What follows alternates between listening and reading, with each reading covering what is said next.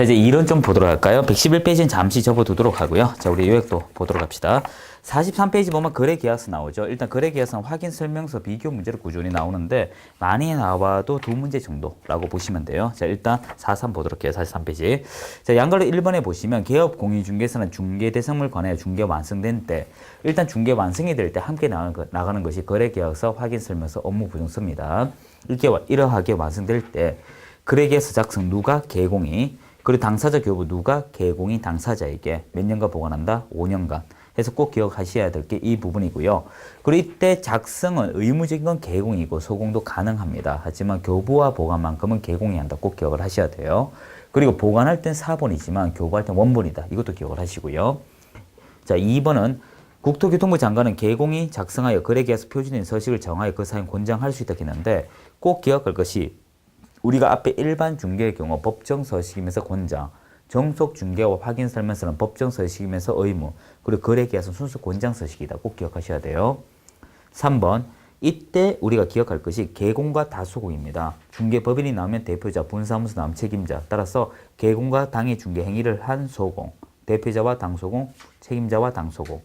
네 번째, 이거 시험 잘 나온다 했죠. 일반적으로 개공이 서식을 위반하게 되면 업무 정지지만 거래계약서에 거짓으로 이중으로 정석 중개에서 공개할 것을 미공개, 미공개에서 공개하면 상치로 간 다음에 안 받는다면 업무 정지. 계속 강조했고요. 그리고 5번은 그대로 읽어보시면 됩니다. 자, 필요적 기재사항은 여러분이 어떤 종이 적더라도 이런 기재사항만 있다면 어떤 종이어도 관계없어요. 하지만 여러분이 못 적는다면 이런 양식은 적어줘야 된다. 이런 논리를 펴고 있죠. 1에서 동그라미 9번까지 여러분이 외우는 방법은 밑에 적혀져 있는데 특히 3번, 6번, 8번이 잘 나옵니다. 계약연 월일이 아니고 계약일이고 6번에서 기억할 것이 권리 이전의 내용입니다. 어떤 권리가 넘어가는지 거래계약에. 그리고 확인 설명서 교부일자 기억해 주기 바라고요. 밑에 확인 설명서 거래계약서 비교 문제 꾸준히 나오니까 차이점 관점에서 봐주셔야 됩니다. 이 차이점을 보면 각자의 어떤 서식의 성격, 법정 서식이면서 의무적인 확인 설명서와 순수 권장 서식인 거래계약서, 3년간 보관하는 확인 설명서와 5년인 거래계약서 구별을 꼭 해주시기 바라고요. 여기서 제가 보충 하나 더 하자면 여러분 그게 있습니다. 거민제도는 의무적인 게 아니에요. 만약에 의뢰인이 개업 공인중개사에게 거래계약 거민 신청해달라고 요청을 하더라도 이를 거부할 의사가 있습니다. 강제사항 아니에요. 자, 이제 44페이지 부동산 거래 신고를 보기 전에 우리 수업 중에 많이 했죠. 먼저 몇 페이지를 보시냐면 전체 도식을 좀 볼게요. 49페이지를 보세요.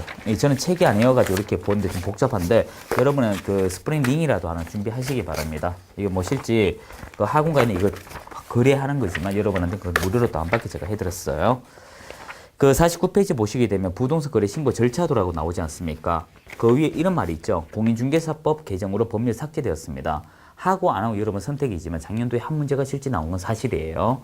자, 일단 부동산 거래 신고 대상물은 현존하는 것으로서 토지와 건축물. 이때 토지는 대상물이 농지다, 임야다 이런 것이지 토지이면 충분하고요. 건축물이면 충분합니다. 이때 동그라미 1번은 현존하는 거예요. 그리고 동그라미 2번, 3번 묶어서 취득할 권리라고 해주기 바랍니다. 그래서 여러분이 전국의 모든 토지, 전국의 모든 건축물, 전국에 취득할 권리로서 정비법에 관한 입주권, 주택법에 관한 분양권 이 네 가지죠. 네 가지를 당신들이 매매한다면 어떻게 할까? 부동산 거래 신고로 가고요. 아니라면 거민으로 가겠다는 그림이 있어요. 하디에서 주의란 말이 나오죠. 여러분이 요 그림을 보기 전에 요거 하나 봐주세요. 우리가 신고에서 기억할 것이 이것입니다. 일단 이 주택 거래 신고입니다. 좀 날려쓸게요, 여러분. 이때 주택은 아파트만 들어가는 겁니다. 평수 제한 없이. 그리고 거래는 유상 거래이면 충분하고 신고를 하는데 이때 이 신고가 15일이에요. 그리고 이 부동산 거래 신고는 60일입니다. 결과적으로 이 대상이 겹치기 때문에 위에 걸 하게 되면 아래 건 할 수가 없어요. 그래서 이걸 하게 되면 하지 않는다. 일방통행이다. 기억을 하시고요. 그리고 이때 또 기억할 것이 이것입니다. 이때 거래가 나오는데 이 거래 주체가 누구냐가 중요합니다. 이것이 당사자가 직거래를 하게 되면 이거는 공동신고가 돼버리고요. 그러면 주택법으로 가버립니다. 그것을 개공이 작성하면 개공이 신고하게 돼 있어요. 그리고 아래도 마찬가지입니다. 당사자가 직거래를 하게 되면 공동신고로 가게 되고요. 그리고 개공이 하게 되면 개공이 신고합니다. 자, 근데 여기서 짚고 넘어가야 될 게 이거예요. 위에 공동신고 이쪽으로 가게 되면 이는 주택법으로 간다라고 방금 말씀드렸습니다. 주택법. 하지만 이 나머지의 경우는 우리 공인중개사법을 따라오게 돼 있다 하는 것도 기억을 하셔야 돼요. 그래서 이렇게 되기 위해서는 요겁니다. 요게 되기 위해서는 조건들이 있다 이거예요. 첫 번째 주택거래 신고 지역으로 지정이 돼 있어야 되고 그것이 아파트이어야 하며 요게 여기까지 이야기고요. 그리고 거래는 개공이 했는가 이것입니다. 그러면 이 두 가지 충족되면 개공 신고하라 그 얘기를 하는 거예요. 자, 그것이 아니면 부동산 거래 신고로 가는데 이때 부동산 거래 신고는 당사자 공동신고 원칙이고 예외가 개공입니다. 그래서 여러분이 원칙 예외에서 기억할 것은 이거예요. 당사자가 하게 되면 거래 계약서에 개공이 서명 서명 또는 날인이 없고요. 개공이 하면 당사자가 서명 또는 날인이 없습니다. 완전히 유령이 돼버리는 거예요. 그리고 밑에 절차가 당사자 개공, 전자 방문, 대행 방문 이런 것들 기억을 해줘야 됩니다. 그리고 여기서 정정 신청 변경 신고는 조금 뒤에 놔두고요. 이 부동산 거래 신고라고 하는 건 의무적입니다. 의무적이에요. 그리고 신고를 어떻게 하는가에 따라 그 내용은 달라집니다. 하지만 부동산 거래 신고를 한 이후에 하는 것이 정정 신청 변경 신고, 해지 신고는 임의적입니다. 해도 그만 안 해도 그만이지만 제재는 따라올 수밖에 없어요. 결국 간접적으로 하라는 의미를 띠고 있죠. 그리고 교본에 여러분 보시면 신고 내용을 확인한 후 신고인에게 신고 필증 즉시 교본인데요. 일단 즉시가 나오는 것이 부동산 거래 신고 파트와 휴업 재개업 신고할 때 즉시 두 군데 있다는 거 기억하시고요. 그리고 2번에 보시면 신고 필증 교보 바르면 매수인은 금인 바른 걸로 보기 때문에 별도의 금인 신청을 할 필요가 없습니다. 자, 신고가액 검증과 과태료는 여러분 읽어봐 주시면 돼요. 자, 그러면 다시 44로 오세요. 자, 44로 오면 부동산 거래 신고 목적 그리고 양걸로 2번 그대로 읽어보시면 되고 신고 대상 그대로 읽어보면 되죠. 신고행위 매매입니다. 자, 이제 신고 보시게 되면 여러분이 그 반걸로 2번 거래 당사자 공동신고 또는 개공에 거래계약 작성 교부할 때 당일 개공, 개업공인중개사 신고한다는 거 기억하시면 되고요.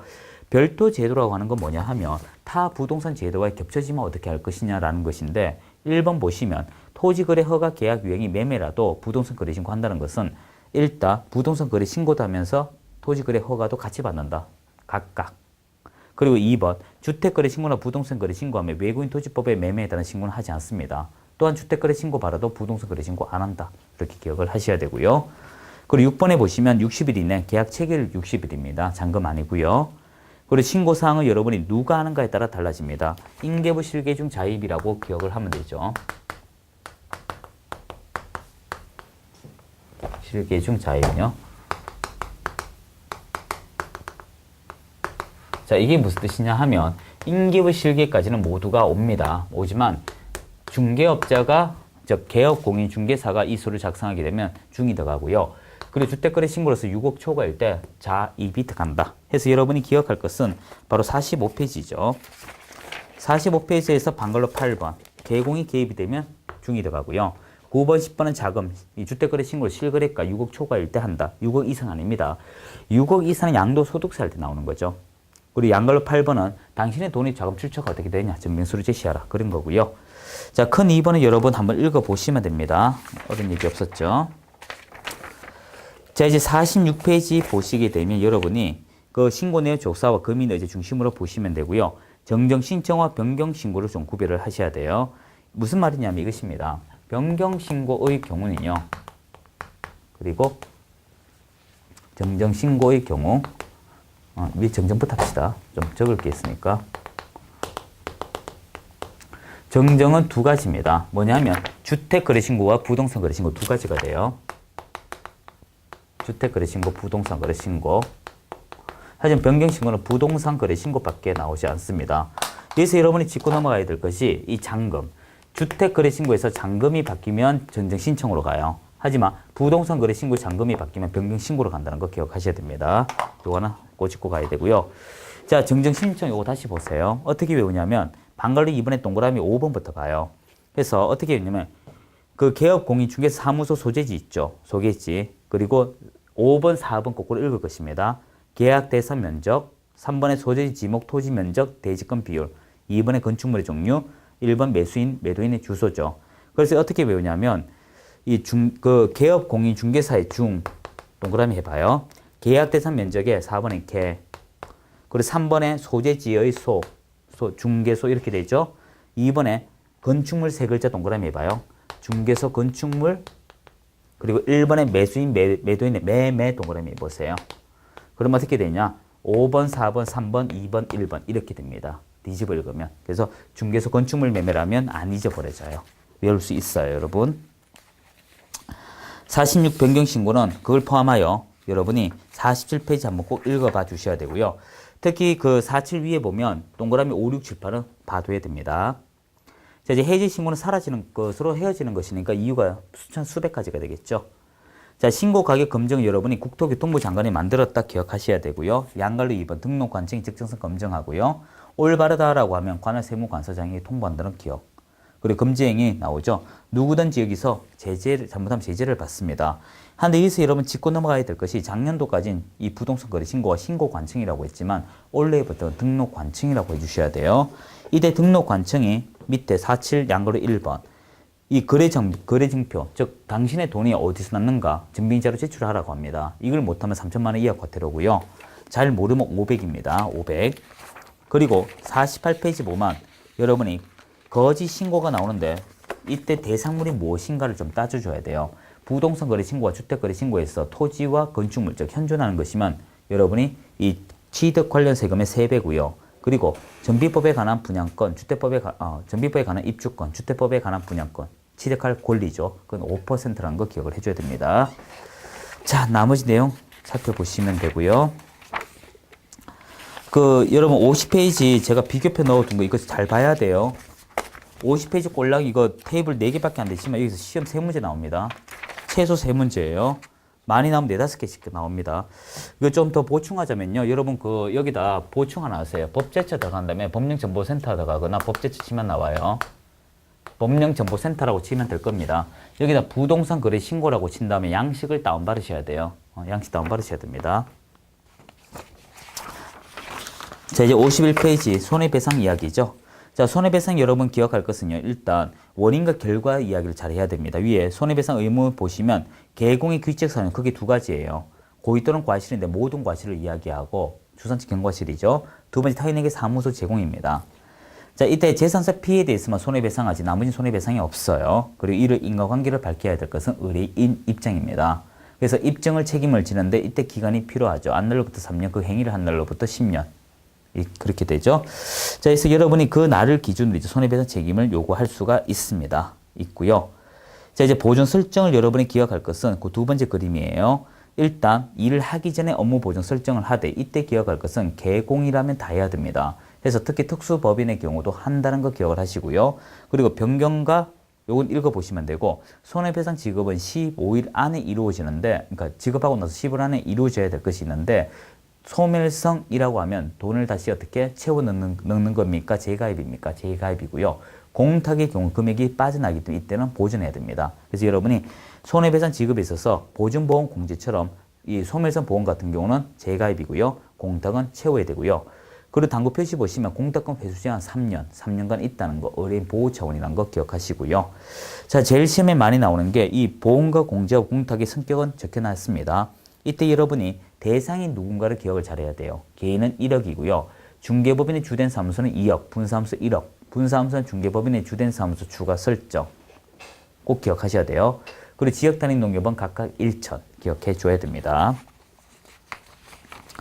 여러분 이거 빨리빨리 다 들려야 돼요. 나중에 실제 특강 저희들 할 때 6시간 만에 이걸 다 봐요. 6시간 만에 다 보고 그 혀칠 이야기는 아니고요. 그 정도로 빨리 보고 결과를 내야 됩니다. 반복적으로 할 수밖에 없어요. 자료는 다 드렸습니다. 자, 이제 52페이지 손해배상 지급은 중간에 양가로 3번 중심으로 보시면 돼요. 한번 읽어볼게요. 방금 했는 겁니다. 개공이 보증보험 공제금 공탁금으로 손해배상한 때는 15일 이내 보증보험 또는 공제 다시 가입 공탁금은 부족하게 된 금액 보전. 그 밑에 표 테이블 기억하시고요. 자, 계약금 등의 반환 채무 이행은요. 이거는 거래 당사자 문제가 인가요? 중개업자 문제인가요? 당사자 문제입니다. 앞에 손해배상이라는 것은 말 그대로 개공이 잘못하여 피해를 주는 것이라면 지금 계약금 등의 반환 채무 이행은 이 매도인과 매수인의 문제입니다. 그래서 양관리 1번에 보면 개공이 거래 당사자에게 이런 좋은 제도가 있습니다 라고 소개하는 거라고 했죠. 공부할 수 있고요. 이때 기간 비교해서 여러분 동그라미 좀 해요. 예치 기간 가면 금융기관의 금, 공개사업안제 공, 신탁의 신, 기타 등의 등 해서 금공신 등이고요. 예치 명의자는 조심하셔야 돼요. 계공 영세합니다. 그렇기 때문에 이 계공 앞으로 예치 명의를 하게 되면 각종 이 보호 조치가 있고요. 그리고 대통령 영이 정하는 자는 돈이 많기 때문에 대통령령으로서 이들은 좀 보호 조치가 스스로 잘 되어 있으니까 굳이 우리 이 법에 살 필요가 없다는 것입니다. 그래서 앞에 글자 동그라미 하면 엄보신체 공전이라고 될 것 같고요. 또 주의할 것은 예치 기간하고 예치 명의자는 반드시 일치할 필요가 없습니다. 즉 은행의 예치 명의자로 한 다음에 기간은 어떻게 보험회사 들어가도 관계없어요. 다 등이기 때문에 보험회사 갈 수 있다는 겁니다. 자, 3번 계공의 명의 예치 나오죠. 1번은 분리관리, 2번은 당사 동의가 있어야 인출 가능, 3번 이 직업보증 설정을 하라 그런 말을 하고 있고요. 사전 수령은 여러분이 두 번째 줄 이 보증서를 예치 명의자에게 가져다 주면 돈 수령할 수 있다. 꼭 기억을 하셔야 됩니다. 자, 여기까지가 이번 시간의 문제들이에요. 자, 요걸 바탕으로 제가 이제 문제풀이 들어가 보도록 하겠습니다. 꼭 111페이지죠. 자, 여기부터는 잠시 쉬고 우리 문제 한번 들어가 보도록 하죠. 예, 수고하셨습니다.